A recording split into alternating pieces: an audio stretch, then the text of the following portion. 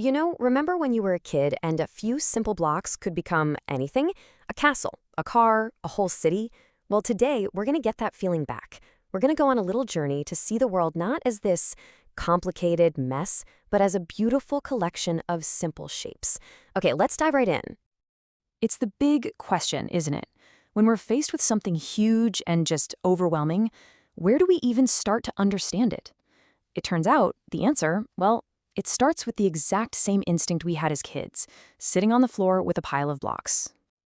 That's it. That's the secret. We take the complicated thing and we find the simple pieces inside. It's not about making things smaller. It's about seeing the fundamental building blocks that hold the whole thing together. So our first stop is all about learning to see again. We're going to look at the world around us and find those basic shapes that are hiding in plain sight. This is Diksha. After a trip to Delhi, where she saw these incredible, massive monuments, she came home and did something absolutely brilliant. She took out her wooden blocks to try and understand what she saw. See, she isn't just playing, she's deconstructing.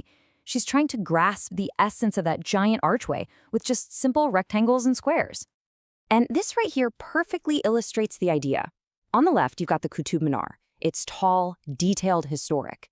And on the right, a stack of blocks. It's not a perfect copy, of course not, but it captures the idea of the tower. The core shape is there. This is abstraction, and it's how we start to understand, well, pretty much anything. I mean, when you look at the Charminar, you see incredible complexity, with all these arches and 4 huge minarets. But if you kind of squint, what do you see? You start to see the basic shapes. Cylinders for the towers, half spheres for the domes, big rectangular blocks for the base. At its heart, even this masterpiece is just a clever combination of basic shapes. Okay, so let's take this to the next level. We're moving from just seeing the shapes to actually describing them. Because to talk about these building blocks, we need a shared language, right? A vocabulary for our 3D world. And it's really, really simple. Any solid shape, like a box, has 3 key parts. The flat sides, those are called faces. The lines where those faces meet up are the edges.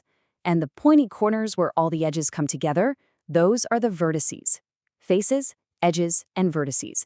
That's our toolkit. Simple as that. So most of the blocky shapes we see fall into 2 main families. First, you've got prisms. The key thing here is that they have 2 identical end faces, like a triangle at both ends, and the sides connecting them are always rectangles. They're kind of like a shape that's been stretched out. Then you have pyramids. They start with a single base, and all their sides are triangles that rise up to meet at one single point. Okay, so we've seen how to build up from simple shapes. But what happens if we go the other way? What if we unfold a 3D object to see where it came from? Here's Diksha again. This time, she's not building with blocks, she's folding paper. She's taking something totally flat, 2-dimensional, and with just a few clever folds, she's making a 3-dimensional object. But how did she know where to fold? Well, she used a net. A net is basically the secret blueprint of a 3D shape. It's what you'd get if you could carefully cut along the edges of a box and lay it out completely flat. And here it is. This simple, flat pattern of squares and rectangles has all the information needed to become a box.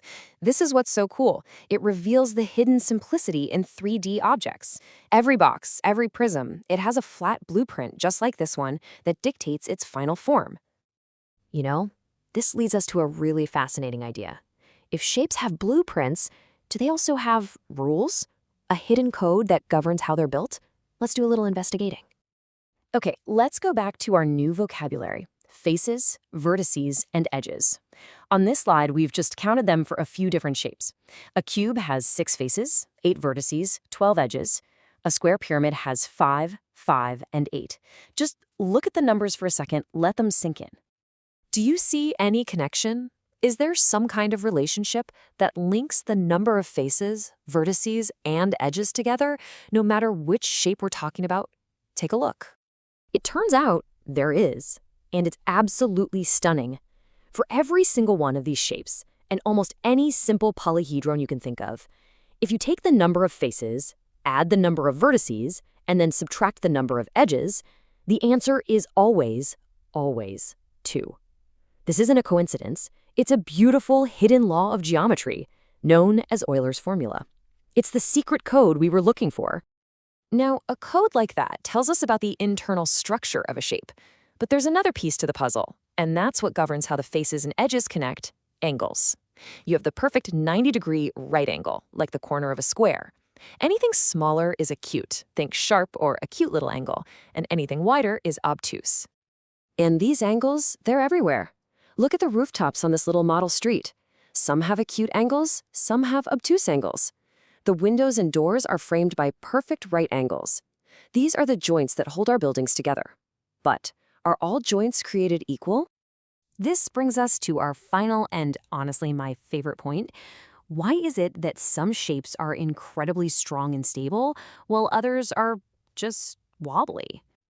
Let's think about it for a sec. If you were building a bridge or a tower, what shape would you rely on? What shape gives you the most stability for the least amount of material? Well, the answer lies in a really simple experiment. Imagine building a square out of 4 straws. If you give one corner a gentle push, it just collapses into a diamond shape. The angles change. Now do the same thing with 3 straws to make a triangle. Push on a corner. Go on, push as hard as you want. Nothing happens. It holds its shape perfectly. And that's the crucial point. A triangle's angles are fixed. They can't change without breaking the sides. This is the big takeaway. The triangle is nature's strongest, most stable shape. Period.